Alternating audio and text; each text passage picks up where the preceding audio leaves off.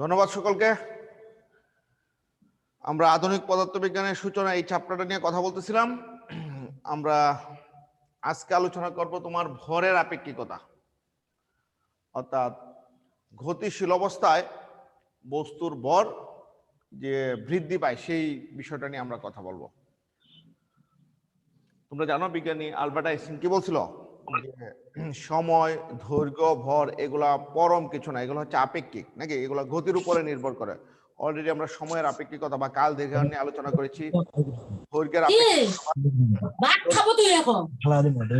যে কথা বলবে তাকে আমি রিমুভ করে দিব।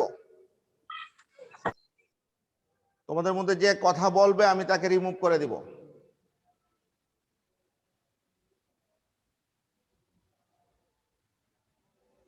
আচ্ছা, তো দেখো তোমার দৈর্ঘ্য নিয়ে আমি কথা বলেছিলাম।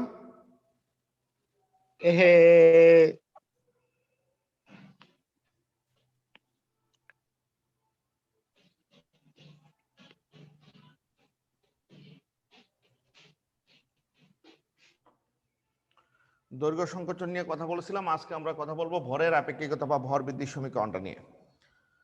তো আমরা শুরু করি।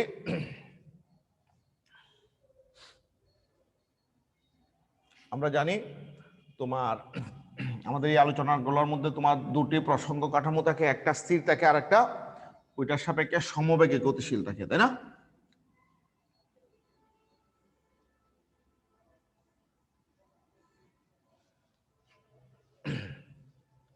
তোমার একটু দূরে দেখাই,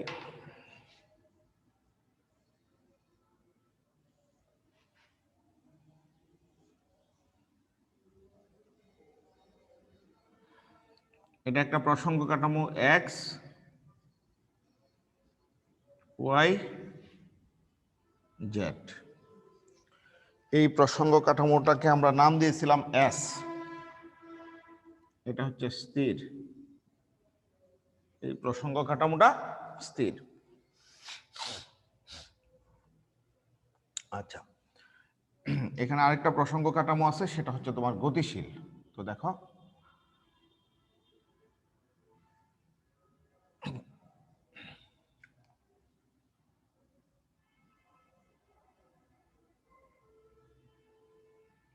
এক্স ড্যাশ ওয়াই ড্যাশ তোমার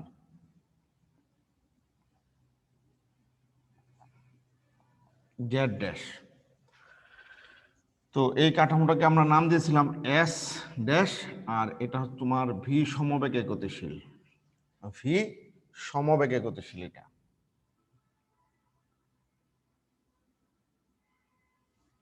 আমরা লিখে দিলাম, এটা হচ্ছে ভি সমবেগে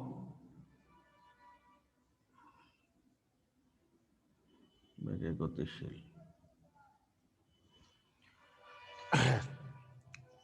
তোমরা যদি কোনো কোয়েশ্চেন করতে চাও তাহলে তোমরা হাত উঠেও প্রশ্ন করতে পারবা। হ্যাঁ, আচ্ছা, আমরা আরেকটা কথা বলে নেই। আজকের আলোচনাটা আমরা ধরে নেব তোমার অভিকর্ষের কোনো প্রভাব নাই, অভিকর্ষ এর কোনো প্রভাব নাই। আমাদের আলোচনাটা হচ্ছে অভিকর্ষের প্রভাব মুক্ত। হ্যাঁ,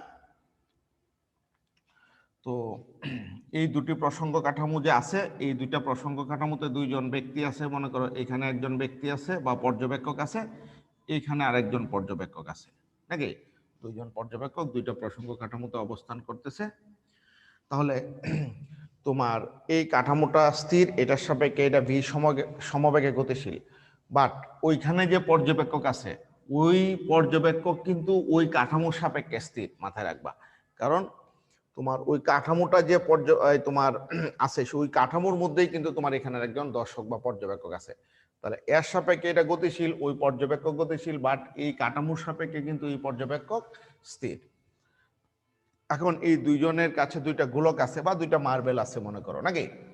আচ্ছা, তো এখানে যে মার্বেলটা আছে সেটার আমরা ধরলাম, তোমার মার্বেলটাকে নাম দিলাম এ। এখানে যে দর্শকের কাছে আছে সেই মার্বেলটা হচ্ছে এ, আর এখানে যেটা আছে, অথবা আমরা এইটাকে নাম দিলাম এ। এখানে দর্শকের কাছে একটা মার্বেল বা গোলক আছে, সেটাকে আমরা নাম দিলাম এ। আর এখানে যেটা আছে এটাকে নাম দিলাম বি। আমরা একটু এটা বড় করে লিখে দেখে, বড় করে লিখি। আচ্ছা, দুইজন দর্শকের কাছে দুইটা মার্বেল আছে বা গোলক আছে, এটা হচ্ছে এ, এটা হচ্ছে বি। এখন এদের মধ্যকার বর্তমানে যে দূরত্বটা আছে আমরা ধরলাম, সেই দূরত্বটা হচ্ছে ওয়াই।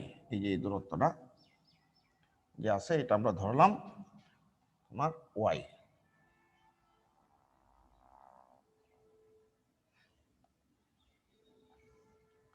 এই দূরত্বটা হচ্ছে ওয়াই। এই দুজন যে পর্যবেক্ষক বা দর্শক আছে, এরা দুজনেই তাদের হাতে যে মার্বেল ছিল সেগুলাকে তোমার নিক্ষেপ করছে। এই ব্যক্তি নিক্ষেপ করছে উপরের দিকে, আর এই ব্যক্তি নিক্ষেপ করছে নিচের দিকে। এখানে যে দর্শক আছে সে মার্বেলটাকে নিচের দিকে নিক্ষেপ করছে, আর এখানে দর্শক নিক্ষেপ করছে তোমার উপরের দিকে। আচ্ছা, আরেকটা কথা আমরা বলে নিই, এই যে মার্বেলটা আছে, এই মার্বেলটা এ মার্বেলটার বা তোমার যে গোলকটা আছে সেটার ভর ধরলাম এম এ, আর এখানে যে গোলকটা বা মার্বেলটা আছে সেটার ভর ধরলাম এম বি। এবং তোমার এই দুইটার ভর সমান। শুরুতে এই দুইটার ভর কি ছিল? সমান ছিল। আমরা ধরে নিব সমান ভর, পরে আমরা প্রমাণ করার পর দেখবো এদের ভর সমান না।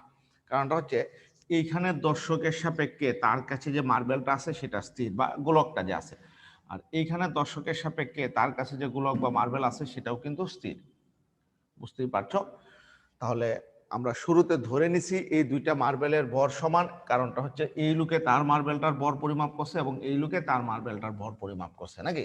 দুইটা তোমার সমান পাইছে, আমরা সেটা ধরে নিলাম সমান, একটা এম এ আর একটা এম বি। এরপরে কি করছে? এই লোকে তার মার্বেলটাকে উপরের দিকে নিক্ষেপ করছে কত বেগে? তোমার ভি এ বেগে। আর এই লোকে তার মার্বেলটাকে নিক্ষেপ করছে নিচের দিকে, সেটা কত বেগে? ভি ভি ড্যাশ বেগে, নাকি? VB dash. আচ্ছা, এখানে আরেকটা কাজ করতে পারি আমরা। কারণটা হচ্ছে আমরা এই কাঠামো সব কিছুকে তো ড্যাশ দিয়ে প্রকাশ করছি, তাহলে আমরা এই মার্বেলটার ভর যে তোমার পরিমাপ করছে তোমার এমবি, সেটাকেও আমরা চাইলে এমবি ড্যাশ লিখতে পারি, নাকি?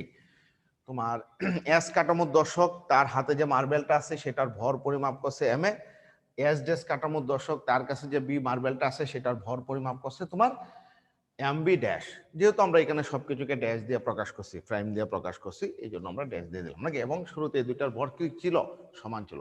তবে তোমাকে মনে রাখতে হবে অবশ্যই এম এ ভরটা পরিমাপ করছে এস কাঠামোর দর্শক, আর এম বি ড্যাশ এই ভরটা পরিমাপ করছে এস ড্যাশ কাঠামোর দর্শক, সেটা মনে রাখবে, নাকি? এরপরে দুইজনে নিক্ষেপ করছে, এ নিক্ষেপ করছে উপরের দিকে ভিএ বেগে, আর এ নিক্ষেপ করছে নিচের দিকে ভিভি ড্যাশ বেগে।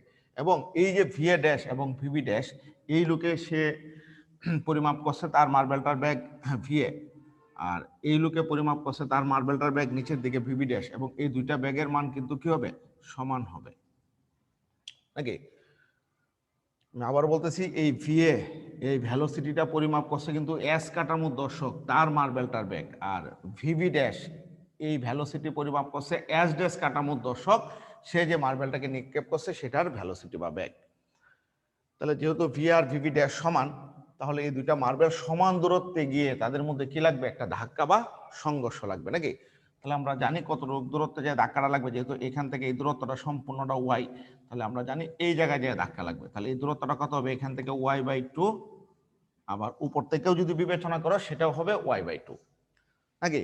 তাহলে আমার এ মার্বেলটা যেটার ভর এম এ সেটা ওয়াই বাই টু দূরত্বে বা ওয়াই বাই টু পরিমাণ উপরে ওটা ধাক্কা লাগবে, আর যেটা বি মার্বেল সেটা নিচের দিকে ওয়াই বাই টু পরিমাণ দূরত্ব গিয়ে ধাক্কা লাগবে। এরপরে এ মার্বেলটা আবার আগের জায়গায় ফিরে আসবে, বি মার্বেলটাও আগের জায়গায় ফিরে যাবে। এই যে তাদের মধ্যে একটা সংঘর্ষ ঘটছে বা ধাক্কা লাগছে, সেটা হচ্ছে একটা স্থিতিস্থাপক সংঘর্ষ। এখন এই সংঘর্ষটা যদি তুমি এস কাঠামোর দর্শককে জিজ্ঞেস করো, আচ্ছা ভাই সংঘর্ষটা দেখতে কিরকম ছিল, তাহলে সে একটা আনসার দিবে। আবার যদি এস ডেস কাঠামোর দর্শককে জিজ্ঞেস করো, আচ্ছা ভাই সংঘর্ষটা যে দেখলেন এটা কিরকম দেখতে, সে কিন্তু ভিন্ন একটা আনসার দিবে। আসো আমরা একটু দেখে নিই তারা কি ধরনের আনসার দিচ্ছিল। এস ডেস কাঠামোর দর্শক দেখবে যে তার যে মার্বেলটা বি মার্বেলটা এরকম খাড়া নিচের দিকে গেছে, বি মার্বেলটা আমি লিখে দিলাম বি মার্বেলটা, এবং ওয়াই বাই টু পরিমাণ গেছে। দেখো এটা হচ্ছে ওয়াই বাই টু পরিমাণ, আবার ধাক্কা লেগে একেবারে খাড়া উপরের দিকে ফিরে আসছে আরো ওয়াই বাই টু পরিমাণ। সে দেখবে বি মার্বেলটা নিচের দিকে গেছে, ধাক্কা লেগে আবার উপরের দিকে ফিরে আসছে, ওয়াই বাই টু পরিমাণ গিয়ে ধাক্কা লাগছে, আবার ওয়াই বাই টু পরিমাণ দূরত্ব উপরের দিকে আসছে বা আগের জায়গায় ফিরে আসছে। বাট সে দেখবে যে তোমার এ মার্বেলটা এই ঘটনাটা কিন্তু অবজারভেশন করতেছে এস কাঠামোর দর্শক না, বরং এস ড্যাশ কাঠামোর দর্শক নাকি। সে দেখবে বি মার্বেলটা এরকম দেখবে, আর এ মার্বেলটা দেখবে এইভাবে আসছে, এই দিক থেকে একটা মার্বেল আসছে, এটা হচ্ছে এ মার্বেল বা গোলক, আমরা গোলকও বলতে পারি, এই দিকে আসছে নাকি। দেখবে এ মার্বেলটা এইভাবে আসছে, এসে বি এর সাথে ধাক্কা লাগছে, বিটা এইভাবে আসছে, এসে ধাক্কা লাগছে, বিটা আবার উপরের দিকে গেছে, এ মার্বেলটা এদিকে চলে আসছে। এই যে অবজারভেশনটা সেটা কে করবে বলতো? অবশ্যই এস ড্যাশ কাঠামোর দর্শক। আমি এখানে লিখে দিলাম তোমার এস ড্যাশ কাঠামোর জন্য, বা এস ড্যাশ কাঠামোর দর্শক যে আছে সে এই অবজারভেশনটা দেখবে, বা সে বিষয়টাকে তোমার দেখবে এরকম হয়েছে নাকি। এখন যদি তুমি এস কাঠামোর দর্শককে জিজ্ঞেস করো, আচ্ছা এই সংঘর্ষটা যে দেখলেন আপনি কিরকম দেখবেন, সে বলবে যে আচ্ছা আমি তো মার্বেলটাকে নিক্ষেপ করছিলাম, এটা উপরের দিকে যাবে। সে দেখবে তার মার্বেলটা উপরের দিকে গেছে, এটা হচ্ছে এ মার্বেল নাকি। কতটুকু উপরের দিকে যাবে? y/2 পরিমাণ উপরের দিকে যাবে, গিয়ে ধাক্কা লাগবে, আবার নিচের দিকে ফিরে আসবে আরো কতটুকু, y/2 পরিমাণ নাকি। তার মার্বেলটা দেখবে সে কারো উপরের দিকে গেছে, গিয়ে আবার নিচে নামছে। বাট সে ভি মার্বেলটাকে দেখবে এইভাবে আসছে, দেখো এইভাবে আসছে, আয়সা ধাক্কা লাগিয়া এই দিকে চলে গেছে। ভি মার্বেলটাকে সে দেখবে, বি মার্বেলটা এইভাবে আসছে, ধাক্কা লাগিয়া এই দিকে গেছে নাকি। এই যে বি মার্বেলটা এই দিকে যাবে, এ মার্বেলটা এদিকে আসবে, এটা হচ্ছে এই যে অবজারভেশনটা, এটা কে করবে? এস ড্যাশ কাঠামোর দর্শক নাকি এস কাঠামোর দর্শক? অবশ্যই এস কাঠামোর দর্শক নাকি, এস কাঠামোর দর্শক বা পর্যবেক্ষক নাকি। তো তোমরা একটু মিলাই নাও, দেখো আমাদের প্র্যাকটিক্যাল লাইফেও ঘটনাটা দেখতে এরকম হবে। এস ড্যাশ কাঠামোর দর্শক দেখবে তার মার্বেলটা নিচে নামছে, আবার উপর উঠছে খারাপ হবে, এবং এ মার্বেলটা এস ড্যাশ কাঠামোর যে দর্শক দেখবে তার মার্বেলটা তো বি মার্বেল তাই না, বা বি গোলকটা এভাবে নামবে আবার উপরের দিকে উঠবে, আর এ মার্বেলটা এভাবে আইসা ধাক্কা লাগিয়ে এদিকে চলে আসবে। আর এই ঘটনাটা কিন্তু এস কাঠামোর দর্শক আর একটু ভিন্নভাবে দেখতেছে, দেখতেই পারছো আর একটু ভিন্নভাবে তার কাছে আসছে তাই না। আচ্ছা তাহলে দেখো এই যে দর্শক এবং এই যে দর্শক ঘটনাটা বা সংঘর্ষটাকে ভিন্নভাবে দেখছে। এখন এই এস কাঠামোর দর্শক যে আছে তাকে যদি জিজ্ঞেস করো যে আপনার মার্বেলটা টোটাল কতটুকু দূরত্ব অতিক্রম করছে, সে বলবে যাইছে y/2, আসছে y/2, টোটাল দূরত্ব হচ্ছে কত? y। তাহলে আমরা যদি সেই দূরত্বটাকে, এই যে টোটাল দূরত্বটা আছে y, আমরা যদি সেই yটাকে দেখো তোমার যাইতে যাইতে যে ভ্যালোসিটি ছিল, ভ্যালোসিটি কত ছিল? ভিএ। সেই ভিএ দ্বারা আমরা ভাগ করি, তাহলে আমরা কি পাবো? সময় পাবো টি নট, সময়টা পাবো টি নট। কারণটা হচ্ছে দেখো মার্বেলটা যাইছে y/2, আইসে y/2, তাহলে টোটাল দূরত্ব কত? y। যাইছে আইসে কত বেগে? আমরা লিখে দিছি ভি বেগে, এই ভিএ বেগে নাকি, ভিএ ভ্যালোসিটিতে। এখন আমরা টি নট কেন লিখলাম? কারণ তার কাঠামোতে তার মার্বেলটা তো স্থির ছিল তাই না। আচ্ছা এখন এইখানে দর্শককে যদি জিজ্ঞেস করো আপনার মার্বেলটা কতটুকু দূরত্ব টোটাল অতিক্রম করছে, সে দেখবে তার মার্বেলটা গিয়েছে y/2, আবার ফিরে আসছে y/2। আমরা কিন্তু আগেই বলে নিয়েছিলাম এখানে তোমার অভিকর্ষ আমরা কাউন্ট করবো না, আমরা ধরে নিব এখানে কোনো অভিকর্ষের প্রভাব নাই। আচ্ছা তো এখানে আমরা একটা জিনিস একটু লিখে রাখি, এটা কিন্তু কোন কাঠামোর দর্শকে এটা পরিমাপ করছে বলতো? এস কাঠামোর দর্শক। দেখো আমি এখানে লিখে রাখলাম, বুঝে নিব এটা হচ্ছে এস কাঠামোর দর্শকের জন্য। আচ্ছা এখন আসো এস ড্যাশ কাঠামোর দর্শকের জন্য। হ্যাঁ সে দেখবে তার মার্বেলটা গিয়েছে এবং আসছে কতটুকু? টোটাল ওয়াই পরিমাণ দূরত্ব নাকি। আচ্ছা এবং যাইছে আইছে কত বেগে? দেখো ভি ভি ড্যাশ বেগে, ভি ভি ড্যাশ বেগে নাকি। তাহলে মার্বেলটা ভেলোসিটি ছিল ভি ভি ড্যাশ। তাহলে দেখো এখানে ওয়াই, এখানে ওয়াই, আবার v a v v dash, v a এবং ভিভি ড্যাশ কিন্তু সমান, তাহলে অবশ্যই এটা টি নট হইলে এটাও কত হবে? টি নট হবে নাকি, এটাও টি নট হবে। আচ্ছা কিন্তু এই ঘটনাটা অবজারভেশন করছে এস ড্যাশ কাঠামোর দর্শক, এই জন্য আমি সাইডে এস ড্যাশ লিখে দিলাম নাকি, বুঝবা। এস কাঠামোর দর্শক তার যে মার্বেলটার তোমার অবজারভেশন সেটার তোমার এটা আমরা বুঝাইছি সময়টাকে টি নট দিয়া নাকি। আর এইখানেও আমরা সময়টাকে টি নট নিলাম, এস ড্যাশ কাঠামোর যে দর্শক তার কাছে যে মার্বেলটা ছিল। তো তোমাদের প্রশ্ন থাকবে যে এখানেও টি নট এখানেও টি নট, একটু খেয়াল করো তোমার এই লোকের কাছে কিন্তু তার মার্বেলটা ছিল, তাহলে এই লোক যে কাঠামোতে ছিল ওই কাঠামোর সাপেক্ষে সে হচ্ছে স্থির, সে কিন্তু এই কাঠামোর সাপেক্ষে গতিশীল। যেহেতু এই কাঠামোতে বসে আছে তাহলে এই কাঠামোর সাপেক্ষে কিন্তু এই দর্শক স্থির, তাহলে তার হাতে যেহেতু মার্বেলটা ছিল তাহলে তার নিজের সাপেক্ষে কিন্তু তার মার্বেলটা কি ছিল? স্থির ছিল নাকি। তাহলে এটা মনে রাখবা, এটা হচ্ছে এস কাঠামোর দর্শক পর্যবেক্ষণ করছে যে তার মার্বেলটা ধাক্কা লাগার আগে এবং পরে টোটাল কতটুকু দূরত্ব অতিক্রম করছে এবং কতটুকু সময় লাগছে। আর এটা হচ্ছে তোমার এস ডেস কাঠামোর দর্শক অবজারভেশন করছে তার মার্বেলটা টোটাল কতটুকু দূরত্ব অতিক্রম করছে এবং কতটুকু সময় লাগছে, এখান থেকে বের করা যায়। এখন দেখো, আমরা তো আগেই গত লেকচারগুলোতে শিখে আসছিলাম যে একটা ঘটনা এই কাঠামোর দর্শক দেখবে যতক্ষণ ব্যাপী ঘটনাটা চলতেছে, এই কাঠামোর দর্শক কিন্তু দেখবে ততক্ষণ ব্যাপী ঘটনাটা চলমান ছিল না, আরো কম সময় ব্যাপী চলমান ছিল। আমরা সময়ের আপেক্ষিকতাতে জেনে আসছি তোমার এটার সাপেক্ষে যদি এটা চলমান থাকে এই কাঠামোটা সমবেগে আর কি, তাহলে এই কাঠামোর দর্শক একটা ঘটনাকে যতক্ষণ দেখবে চলমান আছে, একটা ঘটনা যতক্ষণ সংগঠিত হয়েছে, এই কাঠামোর দর্শক কিন্তু সেই ঘটনাটা ততক্ষণ ব্যাপী সংগঠিত হইতে দেখবে না। অর্থাৎ কোনো একটা ঘটনা এই দুইজন কাঠামোর যে দর্শক আছে তারা সংগঠিত হওয়ার সময়টা যে পরিমাপ করবে, এটা ভিন্ন ভিন্ন একটা সময় পরিমাপ করবে নাকি। এবং আমরা আরো নিশ্চিত হয়েছিলাম এই কাঠামোর দর্শক যে সময়টা পরিমাপ করবে সেটা একটু বেশি হবে, আর এই কাঠামোর দর্শক যে সময়টা পরিমাপ করবে সেটা একটু কম হবে, কারণ গতিশীল অবস্থায় ঘড়িটা স্লো হয়ে যায়, টাইম স্লো হয়ে যায়, যেটাকে আমরা কাল দীর্ঘায়ন বলছিলাম। এখন এই লোককে যদি জিজ্ঞেস করো, আচ্ছা ভাই এস ডেস কাঠামোর দর্শক তো বলতেছে যে তার মার্বেলটা ধাক্কা লাগার আগে এবং পরে যে দূরত্ব অতিক্রম করছে সেই দূরত্ব অতিক্রম করতে কতটুকু সময় লাগছে টি নট নাকি, তাহলে এস কাঠামোর দর্শককে যদি জিজ্ঞেস করো যে ভাই আপনি একটু আনসার দেন সেই সময়টা কত লাগবে, সে বলবে না এটা অবশ্যই টি নট হবে না, এটা হবে টি। অর্থাৎ এই পর্যবেক্ষণটা কিন্তু এস ডেস কাঠামোর দর্শক করছিল। এখন এই পর্যবেক্ষণটা এস ডেস কাঠামোর দর্শক করার পরে তুমি কি করছো, এস কাঠামোর দর্শককে জিজ্ঞেস করছো যে তার পর্যবেক্ষণটা সঠিক না ভুল, আপনি একটু বলেন। সে বলবে নো, তোমার এটা কখনোই তোমার টি নট হবে না। আমরা জানি এই কাঠামোর সাপেক্ষে এটা গতিশীল, এই কাঠামোটা গতিশীল নাকি, তাহলে এই ব্যক্তি গতিশীল, এখানে যে মার্বেলটা ছিল সেটাও কিন্তু এক অক্ষ বরাবর গতিশীল নাকি, তাহলে এই কাঠামো থেকে এই সমগ্র ব্যবস্থাটাকে আমরা যদি এক অক্ষের দিকে চলমান দেখি, তাহলে এই লোকের কাছে তার ঘড়িটা স্থির, বাট এই লোকের কাছে কিন্তু ওই লোকের ঘড়িটা কিনা স্থির না, বরং কি ছিল, গতিশীল ছিল। তখন সে সেই সময়টাকে টি নট পরিমাপ না করে এস কাঠামো দর্শক কত পরিমাপ করবে, টি। তখন বলবে সে যেটা পরিমাপ করছে টি নট এটা ঠিক না, বরং আসলে তার সময়টা কত পরিমাপ করা দরকার ছিল, টি পরিমাপ করা দরকার ছিল। তাহলে দেখো ওয়াই বাই ভিভি ড্যাশ, কিন্তু এখানে তুমি ভিভি ড্যাশ লিখতে পারবা না, কারণ দেখো ওয়াই বাই ভিভি ড্যাশ সমান টি নট। আবার যদি তুমি ওয়াই বাই ভিভি ড্যাশ সমান টি লেখো, তাহলে দেখো y by v v dash, y by v v dash, t আর টি নট তো কি হয়ে গেল, সমান হয়ে গেল নাকি। তাহলে এই জায়গায় এসে লিখতে হবে, ড্যাশটা উঠায় দিতে হবে নাকি।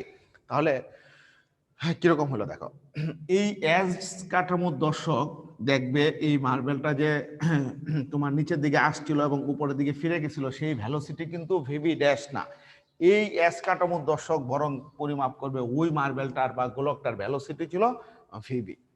তাহলে আমরা আবার একটু রিভিশন দিয়ে ঘটনাটা দেখো, এস ড্যাশ কাঠামোর দর্শক পরিমাপ করছে তার মার্বেলটার গতিবেগ ছিল ভিভি ড্যাশ, কিন্তু এস কাঠামোর দর্শক যদি একটু ওই বি মার্বেলটার গতিবেগ পরিমাপ করে সেটা ভিভি ড্যাশ পরিমাপ করবে না, বরং সেটা পরিমাপ করবে ভিভি।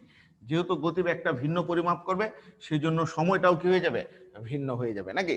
আচ্ছা এখন যদি জিজ্ঞেস করি এইটা যে পর্যবেক্ষণ করছে কোন কাঠামোর দর্শকে পর্যবেক্ষণ করছে বলতো, এটা হচ্ছে তোমার বি মার্বেলটাকে অবজারভেশন করছে এস কাঠামোর দর্শক, মনে রাখবা নাকি। আচ্ছা এটাও কিন্তু বি মার্বেলটাকে পর্যবেক্ষণ করছিল, কিন্তু কোন কাঠামোর দর্শক, এস ড্যাশ কাঠামোর দর্শক। আর এটা হচ্ছে বি মার্বেলটাকে পর্যবেক্ষণ করছে এস কাঠামোর দর্শক, এটা কিন্তু এ মার্বেলটাকে পর্যবেক্ষণ করছে এস কাঠামোর দর্শক নাকি। তাহলে আমরা এখন এস কাঠামোর দর্শকের কাছে আসি। Okay fine. এখন আমরা শিখে আসছিলাম যে এখানে সংঘর্ষটা হচ্ছে একটা স্থিতিস্থাপক সংঘর্ষ হবে নাকি। স্থিতিস্থাপক সংঘর্ষ কাকে বলে, যে সংঘর্ষে ভরবেগ আর গতিশক্তি দুইটাই সংরক্ষিত থাকে। যদিও এখানে আমাদের গতিশক্তির কোনো আলোচনা নাই, সংঘর্ষ অস্থিতিস্থাপক হলেও তোমার ভরবেগ সংরক্ষিত থাকে। তাহলে আসো আমরা ভরবেগের সংরক্ষণশীলতা বলতে কি বুঝি সেটা একটু আমরা জেনে এই জায়গায় ব্যবহার করার চেষ্টা করি। তাহলে এই যে মার্বেলটা ছিল এটার ভর বা গোলকটা যে ছিল এটার ভর ছিল এম এ, এটার ব্যাগ ছিল ভি এ নাকি। আর এটার ভর ছিল কত তোমার এমবি ড্যাশ, আর ব্যাক ছিল কত ভিবি ড্যাশ। কিন্তু আমরা এস ড্যাশ কাঠামোর দর্শকের কাছে আছে, আমি একটু লিখে রাখলাম এই জায়গায় দেখো, এস ড্যাশটা সরি এস কাঠামোর দর্শকের কাছে আছে, আমি লিখে রাখলাম। আমরা এখন সবকিছু কোন কাঠামোর দর্শকের কাছ থেকে নিব বলতো, এস কাঠামোর দর্শকের কাছ থেকে আমরা মানগুলা নিব নাকি। আর শুধু একটা মান নিব আমি এস ড্যাশ কাঠামো দর্শকের কাছ থেকে, আর যেটা আমার শুরুতে ছিল। পরে আমরা দেখবো যেটা আমরা এস ড্যাশ কাঠামো দর্শকের কাছ থেকে নিয়েছি সেটা আসলে নেওয়াটা ঠিক হয় নাই, সেটার মধ্যেই ত্রুটি ছিল। আচ্ছা, তো এই কাঠামো দর্শক তার কাছে মার্বেলটা ছিল সেটা এ, এটার ভর ছিল এম এ, সেটার ব্যাগ ছিল ভি এ। এখন মার্বেলটা যখন নিক্ষেপ করা হয়েছে তাহলে তার ভর ব্যাগ কত বলতো? ভর ব্যাগ হবে এম এ ভি এ। এখন যে কোনো একদিকে ভর ব্যাগটাকে প্লাস ধরলে অন্যদিকে মাইনাস ধরতে হবে। তাহলে আমরা উপরের দিকে আপাতত, যেহেতু মার্বেলটা উপরের দিকে যাচ্ছে, এটাকে প্লাস ধরলাম। আমরা এই যে চিহ্ন দিয়ে দিলাম, উপরের দিকে প্লাস, নিচের দিকে কি মাইনাস। তাহলে দেখো এই মার্বেলটা নিচের দিকে আসতেছে, তাহলে এটার ভরবেগটাকে কি ধরতে হবে? মাইনাস ধরতে হবে নাকি? তাহলে সংঘর্ষের আগে এ মার্বেলটার ভরবেগ হচ্ছে এম এ ভি এ, ভি মার্বেলটার ভরবেগ কত বলো? ভরবেগ নাকি? ভর হচ্ছে কত? এম বি ড্যাশ তোমার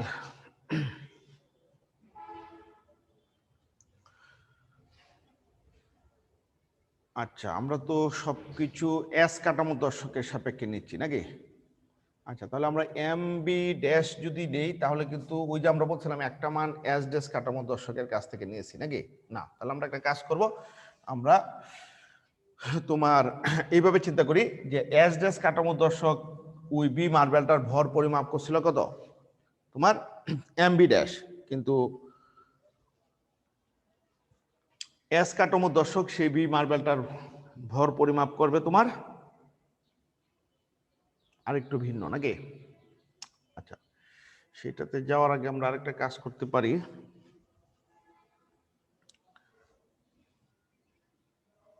আমরা একটা সূত্র জানতাম, এটা একটু পরে ইউজ করি। হ্যাঁ, আমরা একটা সূত্র জানতাম, T equal to T naught by root over 1 minus V square by C square. T equal to T naught by root over 1 minus V square by C square. আচ্ছা, এই সূত্রটা আমরা আগে জেনে আসছি। তো আমরা যদি এই জায়গায় V V equal to Y by T লিখি, দেখো কি আসে। ভিবি, এই ভিবি এই পাশে নিয়ে আসছি, ওয়াই আছে, টিটাকে নিচে নিয়ে আসছি, তাহলে টি ইকুয়াল টু আমরা কি পাইতেছি দেখো, ভিবি ইকুয়াল টু তোমার টি, তাহলে ওয়াই বাই টি নট, এই হচ্ছে টি নট বসাইলাম। আর যদি এইটার কথা চিন্তা করি তাহলে কিন্তু এটা উপরে চলে যাবে। দেখো তো এই জায়গাটা লিখে দিই, এইটা উপরে চলে যাবে, root over 1 minus V square by C square হয়ে যাবে নাকি? Root over 1 minus V square by C square. দেখো টি এর জায়গা বসাইছি t naught by root over, তাহলে বাই থাকলে এটা উপরে চলে যাবে নাকি? এখন আমরা চাইলে আরেকটা কাজ করতে পারি, এই যে v v equal to Y by t naught, দেখো তোমার এইখানে কিন্তু আমরা কিন্তু এখন সবসময় এস কাঠামো দর্শকের কাছে আছি নাকি? তাহলে ওয়াই বাই টি নট, এইখানেও কিন্তু আমরা চাইলে y by t naught create করতে পারি। দেখো এই যে সমীকরণটা আছে সেখানে আছে কত? Y by v a. তাহলে আমরা যদি এখান থেকে ভি এটা এই জায়গায় নিয়ে আসি আর টি নটটা যদি এই জায়গায় নিয়ে আসি তাহলে কি হইতেছে দেখো, এখানে টি নট ছিল, এখানে নিয়ে আসলাম, ওয়াই আছে উপরে, ভি আছে এই পাশে নাকি? তাহলে আমরা এইখানে ওয়াই বাই টি নট এইখানে লিখতে পারি v a, v v equal to Y by t naught, এটা সমান লিখলাম ভি এ, আর এখানে আছে root over 1 minus V square by C square, এটা লিখলাম। আমরা এস কাঠামো দর্শকের সাপেক্ষে v v equal to v a root over 1 minus V square by C square, আমরা এই সমীকরণটা পাইছি নাকি?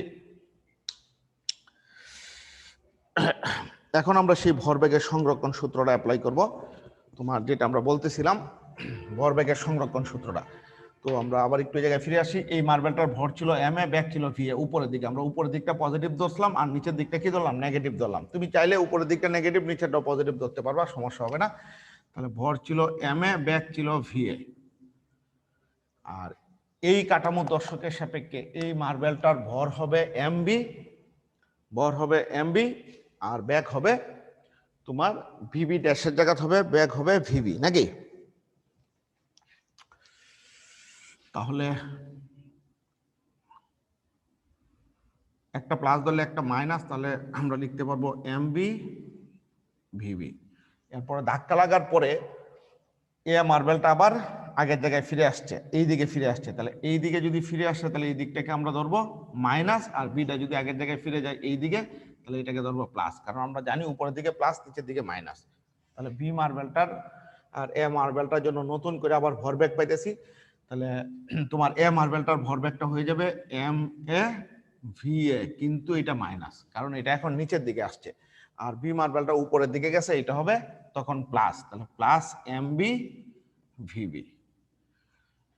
এখানে সবকিছু আমরা অবজারভেশন করতেছি এস কাঠামো দর্শকের সাপেক্ষে, নাকি এস কাঠামো দর্শকের সাপেক্ষে, কারণ তার সাপেক্ষে তার মার্বেলটা স্থির, গঠন তোমার স্থির, আর এই এর সাপেক্ষে এই এস কাঠামোটা গতিশীল বিধায় ওই ব্যক্তি গতিশীল এবং ঘড়িটাও গতিশীল এবং মার্বেলটাও গতিশীল, নাকি?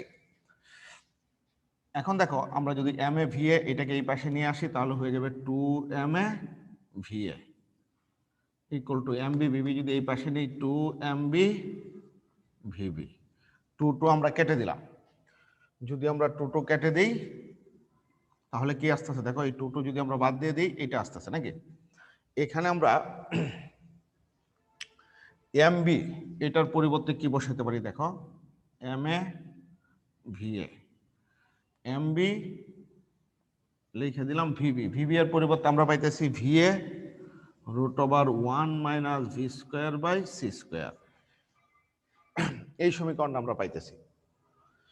এখন দেখো এখানে কিন্তু তোমার এই যে ভিএ আছে, ভিএ এটা কাটা যাবে, তাহলে কি থাকতেছে m a m b √1 - v square by C square, এটা তুমি পাইতেছো। এখন একটু চিন্তা করো, এই যে তুমি সমীকরণটা পাইছো এখানে কোন কাঠামোর দর্শকের সাপেক্ষে পাইছো, এস কাঠামোর দর্শকের সাপেক্ষে, তার সাপেক্ষে যেহেতু পাইছো এস কাঠামোর দর্শকের সাপেক্ষে, এস কাঠামোর দর্শকের কাছে তো তার মার্বেলটা স্থির, তাহলে যে তার মার্বেলটার ভর যে সে পরিমাপ করছে এম এ, আমরা যদি সেই এম এটাকে ধরি কত তোমার এম নট, আমরা জানি স্থির অবস্থায় আমরা সবকিছুকে নট দিয়ে প্রকাশ করছিলাম, নাকি? আর যদি তোমার এই এস কাঠামোর সাপেক্ষে এই কাঠামোটা গতিশীল হয়, ওই ব্যক্তিরা গতিশীল হয়, ওইখানে যে মার্বেল বা গোলকটা আছে এটাও গতিশীল হয়, তাহলে সে যে মার্বেলটার ভর পরিমাপ করছে তোমার এম বি, সেটা আর এম বি হবে না, সেটা হয়ে যাবে তোমার এম বিটা হয়ে যাবে এম, কারণ তার কাছে তার মার্বেলটা স্থির, কিন্তু এই লোকের কাছে এস ড্যাশ কাঠামোর মার্বেলটা কিন্তু গতিশীল।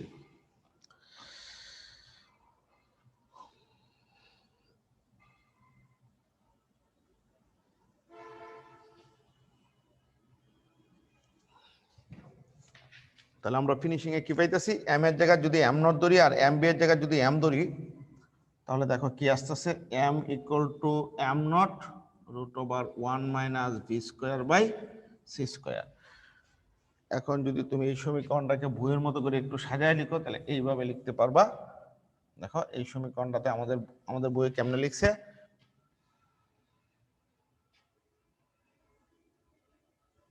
একটু বলেছে আমাদের লেখাটা, m equal to m naught, দেখো এম এটার পরিবর্তে এম নট, আর এম বি এর জায়গাতে আমরা লিখবো m √1 - v square by C square. এখন আমাদের বইয়ের আলোকে যদি আমরা একটু সাজায় লিখি এরকম, m equal to m naught by √1 - v square by C square, এটাকে বলতেছে তোমার ভর বৃদ্ধি বা ভরের আপেক্ষিকতার সমীকরণ। অবশ্যই এখানে এম এর মানটা হচ্ছে চলমান অবস্থায় ভর, এবং চলমান অবস্থায় ভরটা কি হবে, স্থির অবস্থায় ভরের চেয়ে বেশি হবে, তোমরা নিজেরাও সেটা প্রমাণ করতে পারবা। দেখো আমরা অবশ্যই জানি যেহেতু ভি লেস দেন সি, সেহেতু √1 - v square by C square, এটার মান লেস দেন 1 হয়, নাকি? এটার মান একের চেয়ে ছোট হয়, যেহেতু আমরা জানি, দেখো আমরা কি জানি, ভি এর মানটা সি এর চেয়ে ছোট হয়, তাহলে এই যে √1 - v square by C square, সেটার মান একের চেয়ে ছোট হয়। যদি এটার মান একের চেয়ে ছোট হয় আর এইটা তুমি এম এর সাথে গুণ করো, গুণ করলে এম নট পাও, তাহলে এম এর মানটা অবশ্যই এম নটের চেয়ে কি হবে, বড় হবে। স্থির অবস্থায় ভরটা বেশি থাকে, গতিশীল অবস্থায়, আর স্থির অবস্থায় ভরটা কম থাকে, গতিশীল অবস্থায় ভর বৃদ্ধি পায়। দেখো তোমার এখানে এম হচ্ছে গতিশীল অবস্থায় ভর, আর এম নট হচ্ছে স্থির অবস্থায় ভর। স্থির অবস্থায় ভরটা যে এম নট আছে সেটা গতিশীল অবস্থায় ভর এম এর চেয়ে কম। তাহলে আমরা এটাকে বলতেছি ভর বৃদ্ধি বা ভরের আপেক্ষিকতার সমীকরণ। তো আমরা এটা দিয়ে কিছু অঙ্ক করারও চেষ্টা করবো আজকে। আসো দেখি আমরা। তাহলে আমাদের নতুন সিলেবাসে, মানে নতুন বলতে যে বোর্ডের এখন বর্তমান সিলেবাস আছে, এখানে আমাদের আর একটা সূত্র বাকি আছে, সেটা হচ্ছে তোমার E = mc স্কয়ার, নাকি? সেটা আমরা আগামী ক্লাসে আলোচনা করব। আমরা গত ক্লাসে দুই একটা অঙ্ক দেখছিলাম, আজকে আমরা আরো এই চ্যাপ্টারের উপর দুই একটা অঙ্ক একটু দেখি।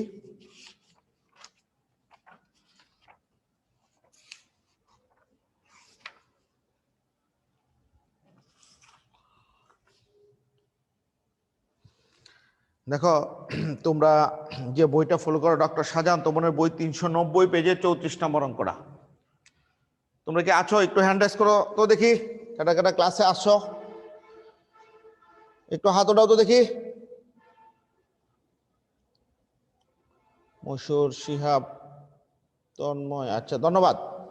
আমরা একটু শাহজাহান তোমনের বইয়ের 390 পেজের তোমার 34 নম্বর অঙ্কটা দেখি। দেখো 390 পেজের শাহজাহান তোমনের বইয়ের 34 নম্বর অঙ্কটা দেখো। কোনো এক ধরনের জীবাণু প্রতি 20 দিনে তার সংখ্যা বৃদ্ধি করে দ্বিগুণ করে। এই ধরনের দুটি জীবাণুকে একটি নভোযানে করে মহাকাশে পাঠানো হলো। মানে একটা জীবাণু যদি থাকে 20 দিন পরে এটা 4টা হয়ে কি বলে 2টা হয়ে যায়, আর যদি 2টা রাখো তাহলে 20 দিনের মধ্যে 4টা হয়ে যাবে, নাকি? মহাকাশে পাঠানো হলো এবং 1000 দিন পর পৃথিবীতে ফিরিয়ে আনা হলো। পৃথিবীর হিসাব অনুযায়ী 1000 দিন পরে যে 2টা জীবাণুকে পাঠানো হয়েছিল ওগুলাকে ফিরে আনা হয়েছে। যদি নভোযানটির গতি আলোর গতির 0.995 গুণ হয়, তবে নভোযানটি পৃথিবীতে ফিরে আসার পর এতে কতগুলো জীবাণু পাওয়া যাবে? তাহলে অবশ্যই ওই কাঠামোতে দেখতে হবে বা ওই নভোযানের ভিতরে দেখতে হবে টাইমটা কতটুকু অতিবাহিত হয়েছে। তাহলে আমাদের পৃথিবীর হিসাব অনুযায়ী 34 নম্বর অঙ্কটা, আমাদের পৃথিবীর হিসাব অনুযায়ী সময় হচ্ছে 1000 দিন, আর নভোযানটার ভ্যালোসিটি ছিল 0.995 সি। এখন যদি তুমি পৃথিবীতে যে সময়টা গেছে 1000 দিন, সেটা তো দেওয়া আছে অঙ্কে। এখন যদি নভোযানের মধ্যে সেই সময়টা আমরা পরিমাপ করি কত দিন গেছে, তাহলে আমরা সেটা একটু বের করি, সেটা হচ্ছে টি নট। তাহলে আমরা একটা সূত্র জানি, T equal to T naught by root over 1 minus V square by C square. তোমার এই সি এর মানও বসাইতে হবে না, বি এর মান বসাবে এইটা। তাই মানে একটা সি আছে, এই সি এখানে স্কোয়ার হয়ে যাবে, কাটা যাবে, সবকিছু মিলায় দেখো টি এর মান আছে তোমার। তুমি যদি বসাও তাহলে তুমি টি নটের মানটা পাইবা 100 ডেজ, 100 দিন পাইবা, নাকি? 100 দিন। তাহলে পৃথিবীতে 1000 দিন অতিবাহিত হয়েছে, কিন্তু নভোযানের মধ্যে যে নভোযানের মধ্যে জীবাণুগুলাকে পাঠানো হয়েছিল সেখানে মাত্র 100 দিন অতিবাহিত হবে। তাহলে আমরা জানি যে এখানে 2টা জীবাণু রাখা হয়েছিল। দেখো তাহলে 2টা যদি রাখো তাহলে 20 দিন পর কয়টা হবে বলো? 20 দিন পর হবে 4টা। দেখো 2টা থেকে 20 দিন পর, নাকি? 4টা হয়েছে। এখন আরো 20 দিন পর, নাকি? আরো 20 দিন, তাহলে এখানে 20, এখানে আরো 20, মিললে কত হবে? 40 দিন, নাকি? তাহলে বুঝছো, এখানে 20 দিন পর 2টা থেকে 4টা, আরো 20 দিন পর, তাহলে টোটাল হচ্ছে 40 দিন। কত হবে? 4টা থেকে 8টা। আরো যদি 20 দিন অতিবাহিত হয় তাহলে 20 20 20 60 দিন, তাহলে কত হবে? এখানে 8টা আছে, 8টা থেকে কত হবে? 16টা।